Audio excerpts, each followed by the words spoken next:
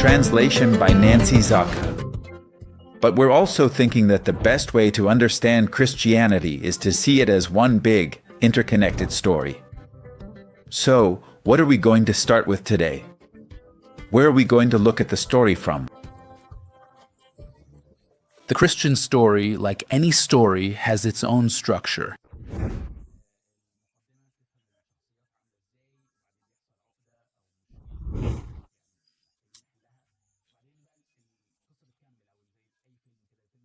We try to solve the problem in different ways.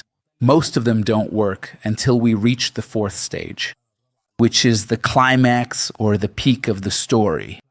That's when the hero figures out how to save the world, save his beloved, he discovers the way.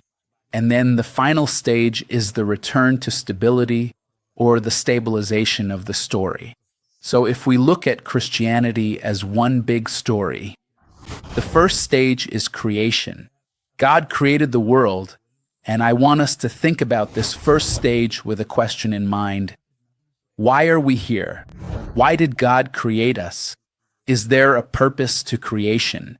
I think that's what we'll explore in all podcast episodes.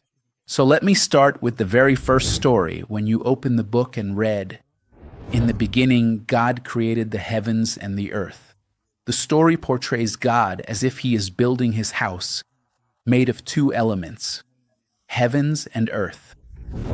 Here, the earth doesn't mean the planet like the one on the clock, but rather the concept of the visible world, the material world that you and I live in, and the heavens, which is the spiritual world. It's the world we can't see. Not separate from us, not isolated from us, but we just can't see it. And that's the world that, let's say, other beings, meaning non-human, non-biological beings, live in. So these heavens aren't just a place. It's not the atmospheric layer where birds are, but rather a spiritual realm, the domain of angels. And these two, you're saying, are represented by a house of God. Exactly. This action was undertaken entirely on his behalf, representing his interests and wishes without deviation.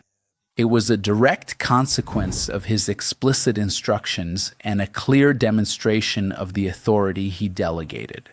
Therefore, any outcomes, positive or negative, stemming from this decision or action are to be attributed solely to him, as it was executed with his full knowledge, consent, and indeed at his direct request. This underscores the principle of accountability, ensuring that the individual who initiated the directive bears the ultimate responsibility for its execution and subsequent repercussions. The entire process was meticulously documented to confirm that every step taken was in strict adherence to his expressed desires and to provide an undeniable record of his involvement and authorization in the matter. Maybe what can help us understand what you're saying is knowing something about the ancient Near East. The image of the deity in a place could be a statue that expresses that this God is present here and rules here, or it could be the king who rules with authority from the God. So the king represents the presence of the deity on earth. And what you are articulating now with profound insight is the revolutionary concept that it is humanity itself, in its essence and existence, that embodies and represents the divine presence within the vast and intricate tapestry of the universe.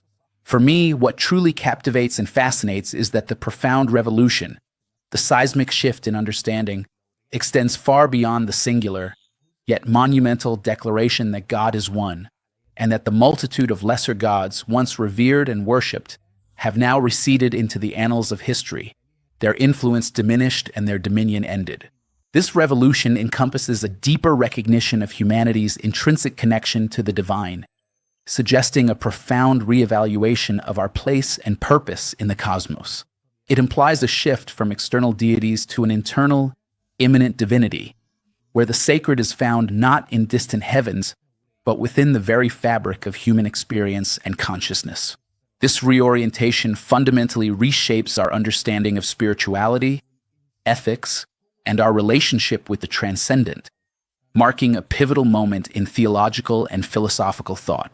The implications are far-reaching, suggesting a new era where human agency and responsibility are paramount in manifesting the divine on earth, moving beyond polytheistic frameworks to a monotheistic understanding that paradoxically elevates the human role in the divine narrative. But the stories surrounding this people didn't think of humans in this way. For example, in Canaan, we have the Enuma Elish myth and the Atrahasis myth, which say that humans were created as slaves. The Atrahasis myth in particular says that there were two classes of gods, with the lower class of gods. They got tired of the burdens, so they wanted to rest from those burdens. Tired of what exactly? Burdens? They had to manage things, like moving the people, moving the moon, digging canals, and doing all sorts of tasks. So they said, we want someone to take this work off our shoulders. So in these stories, humans were created as slaves to relieve the gods from work.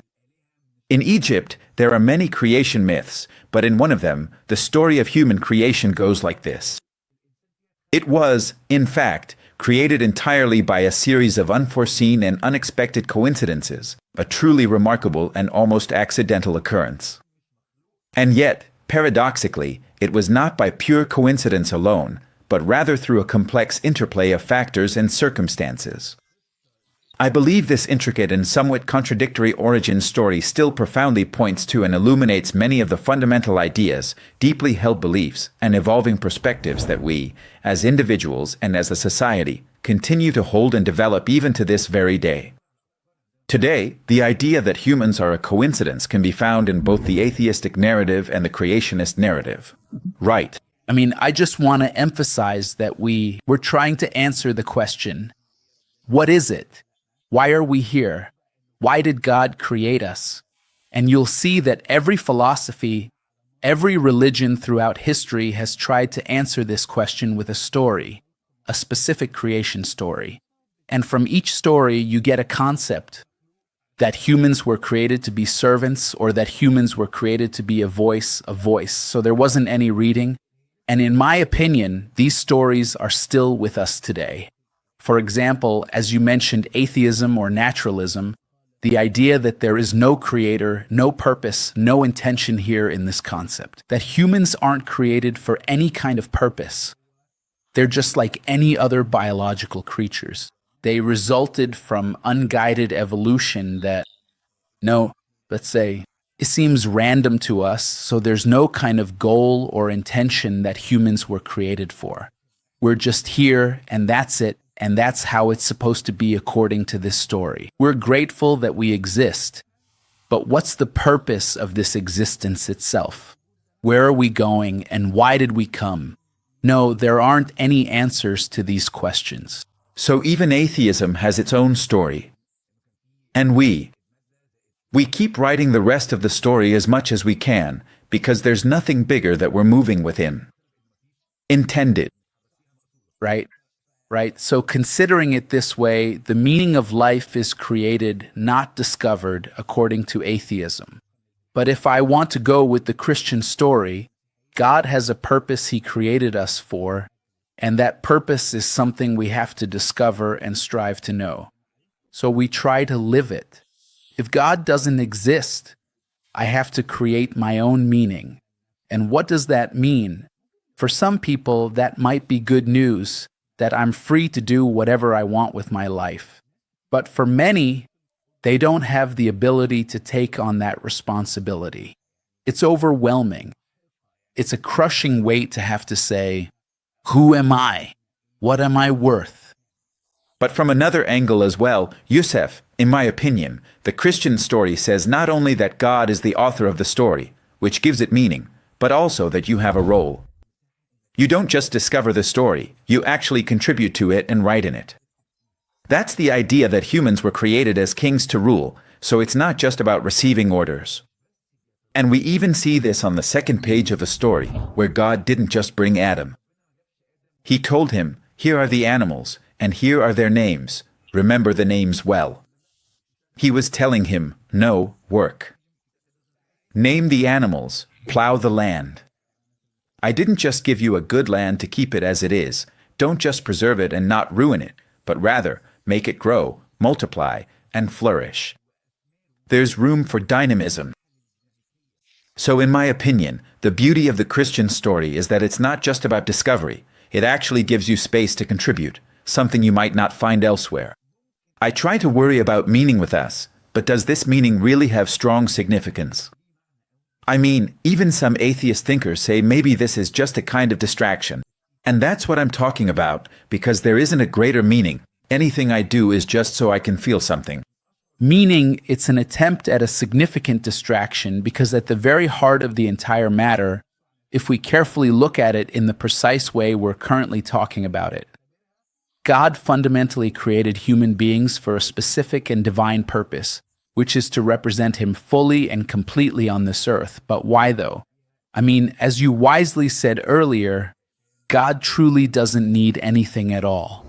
God was not lacking in any way, unlike other ancient gods who might feel profoundly lonely or genuinely want people to praise them and offer them various things. If God wasn't compelled, what was His motivation for creating humans? He created them to express Himself. But why does He want to express Himself? Does He need someone to express Him? That's a good question. Let me think about it this way. If someone does something, and I have reasons to believe that this person wasn't forced to do it, then the only conclusion is that this person loves what they're doing and chooses to do it of their own free will, without any kind of compulsion. So, for example, if I went and told a teenage son, well, I don't actually have a teenage son, my son is younger than that, but just imagining, you don't have to go to school anymore and we'll still support you. You can just play PlayStation and sleep as much as you want. And then I found him the next morning dressed and heading to school, even though he doesn't have to and I'm not making him. He must really love school, that's for sure. Maybe he goes to see his friends or certain people at school or just specific people, But there's still something he likes, there's something there exactly, so even if he's not forced to go, that He created us and doesn't need our service or worship because He's lacking something. So the only proof, or really the only answer left, because God loved man even before He created him. He saw man with his prior and profound knowledge of time, and He saw that I want him to be my partner, to represent me and work in my house, but I also want to be with him. I want man to enjoy me. I want man to be in a relationship with me. I love him. I simply love him. God created man to be in partnership and relationship with Him. Partnership and company. In English, it's partnership and relationship. Those two things. These two complete each other. Think about it this way. If God created man just to do a certain job, even if man had, let's say, a high status and was God's representative on earth and all that, the relationship would still be what? Merely functional, meaning you could be replaced by someone else. But a relationship gives a person value beyond just what they do. But also, if you take away the work and say we were created just because He loves us and we love Him, and that's it, then it becomes platonic love. It's not active. Nothing is actually being done on earth. Exactly. And the better analogy here is like someone who owns a big factory or large companies with a lot of capital and so on, but he delegates. Delegation, meaning he appoints or delegates people to manage these properties on his behalf. But these people aren't strangers, okay? They're his children, his sons and daughters, so he loves them. And there's a relationship that connects them regardless of the work, but they work together. And in this delegation, there's a kind of conditional freedom. They're free, but within certain limits. So they have, yes, the ability to be creative, to make different decisions, to hire people, to open new factories, to take initiative. There's a car factory. So what does that mean? The general purpose of this factory is with the owner, or with this father. Yes, this father. Okay. Yes, they can do things, but for example, they can't just say, Let's make it a cigarette factory, for instance. They don't have that kind of freedom. So it's freedom within a certain framework. That framework is set by God. So what am I trying to say? The initial or fundamental position of humanity on earth, according to Christianity. In my opinion, what you're saying might not be the way we're used to. We usually think about the Creator and the created in our minds. That we think the Creator made me to have a relationship with me, loves me, and at the same time gave me a role to play. We don't always put the two together. Having both together makes a huge difference in the value of a human being, compared to the stories we mentioned, whether a person is just a coincidence or a worthless servant. But even before thinking about this factory example, if there are normal parents without any psychological issues, and they have a newborn baby just 1 day old, this baby, he has no achievements at all. On the contrary, he does things other than achievements and doesn't even show all aspects of his personality yet. But if this baby has an illness that would make them sell everything they own just to treat him, they would do it, so there is a kind of value there.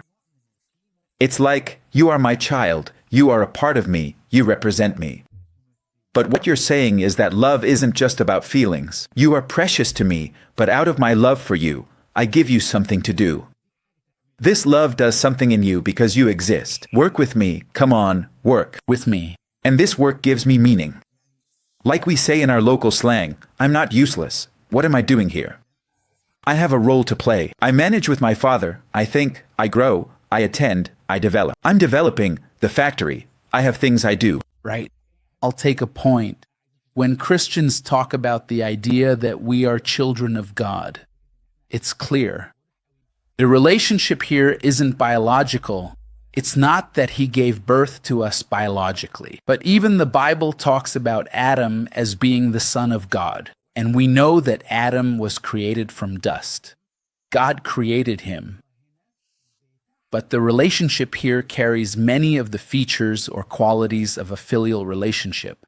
So the best way to describe it is as a relationship. God loves us as his children, and he wants us to share with him in this work that he created as a father. And in my opinion, Youssef, how does this story affect our lives?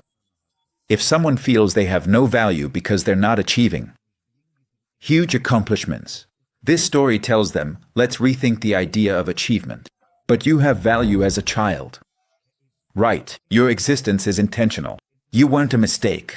You didn't just happen by chance. I thought of you and loved you specifically. I know you still don't know how to activate your existence. But here, you can distinguish between two things: proving your existence and activating your existence. You don't have to prove your existence. You don't have to try to do something just to gain value. Yeah, bringing you into this world gives you value. Right. But the question is, how do I activate? Yes, how do I live? But here, a question pops into my head. Isn't the story beautiful? I have value, a partner, a relationship. So where is it in what we're living? We're living in struggle and pain, searching for value and searching for meaning, even though the story started out so beautifully. So you're setting up for the next episode. The Christian story is a story, like we said. Any story starts with the main people. So here you have God. You have the human being. There's another character who will become more obvious later. But then the conflict or problem happens, and that's the general Christian concept. That the original state, the state that God created us to be in, or that we were meant to be in, something happened to it. Some kind of problem or some kind of corruption occurred. Which, what? Because of humans? No, don't spoil it. That's the suspense. Exactly. We said we want to understand why things went wrong, but to really get it, you have to watch the next episode. You watch every single episode.